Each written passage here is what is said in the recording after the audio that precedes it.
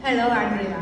Yan, siyempre ang dami niyo nang nagawang roles, di ba? So, ano yung pinaka-challenging, special, and unique dito sa mga character na ginampanan niyo dito sa serye?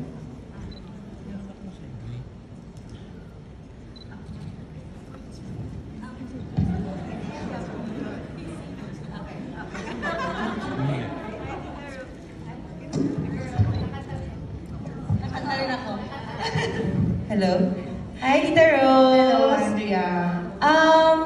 For me, special to kasi unang-una, tulad ng sinabi, kanina nga nagko-compare notes na kami ni Sid habang ini-interview si Bea at si Dennis. Kasi si Dennis, si Sid, tsaka ako, kami yung tatlong kabang-kaba pumunta sa set. Pressured na pressured kami kay Bea. Ano talaga to?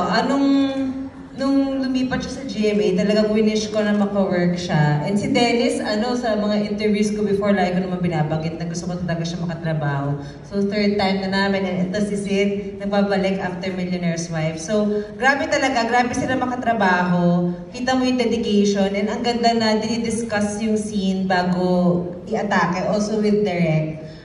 For me, naiiba to kasi ang layo-layo dun sa huli ko pong ginawa.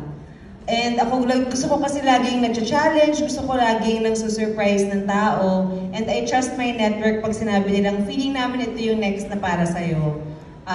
Gagawin ko talaga yun. Kasi yun din ang naisip nila sa akin for my last one, yung Sisa.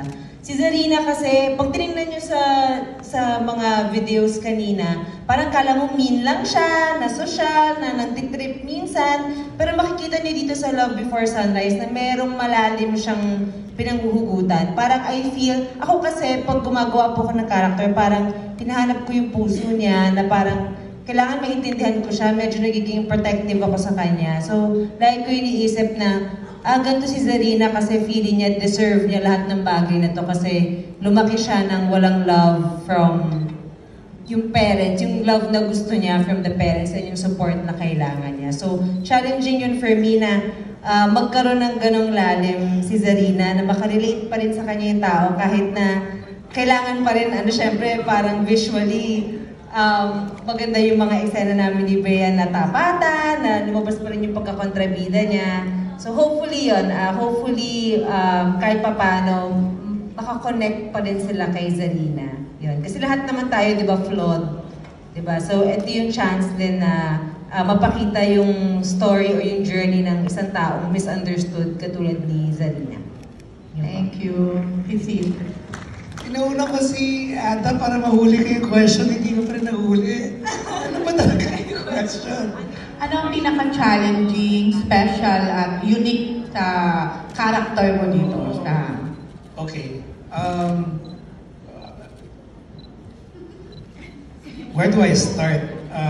I think, oh my gosh, so character lang. Yeah. I think yung arc na dadaanan ni Roald is pretty intense. And the very peak of, or the bottom of his arc at least, it goes both ways kasi, is at least to me is my favorite part of the show.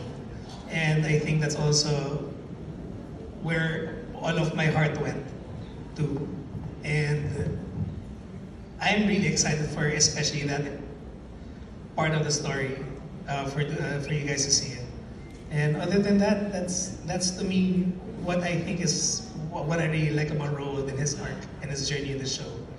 So I hope you guys enjoyed as much as I did. Okay. Thank you so Thank you. much.